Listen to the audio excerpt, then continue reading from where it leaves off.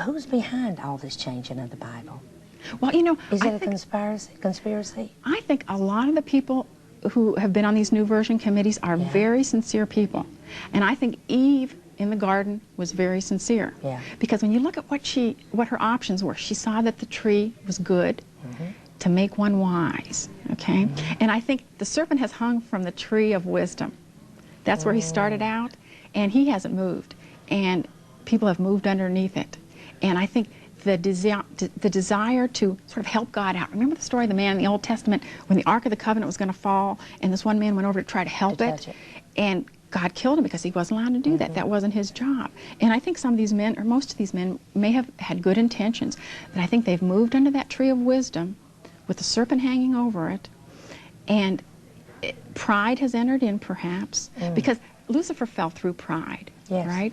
And I think some of these men have fallen through the same thing, and I think they were sincere, but sincerely wrong, because once they move under that tree, the very first question in the history of mankind is, yea, hath God said.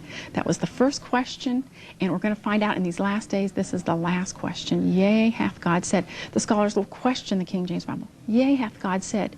Did God say those 64,000 words that we've taken out? Yea, hath God said, the question mark there. And then what happens there? When you have God and His Word as the authority, one Bible, and God speaking in the garden, you have no division, okay? And God doesn't want division, all right?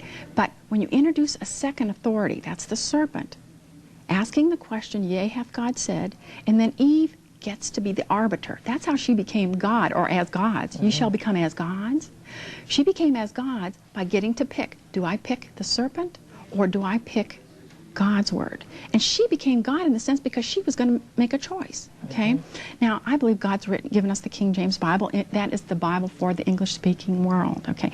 And I sort of think He did it once, and He doesn't have to do anything over again. He does such a good job whenever He does it. And so I think when we have several authorities, whether it's a Greek scholar, a lexicon, several versions, then we have that option. We can pick what's God's word. Well, is this in, or is this out, or is this in? And then we do like Eve, you know, with good intentions, but it has a bad result. The result is the serpent gets to have his way, you know.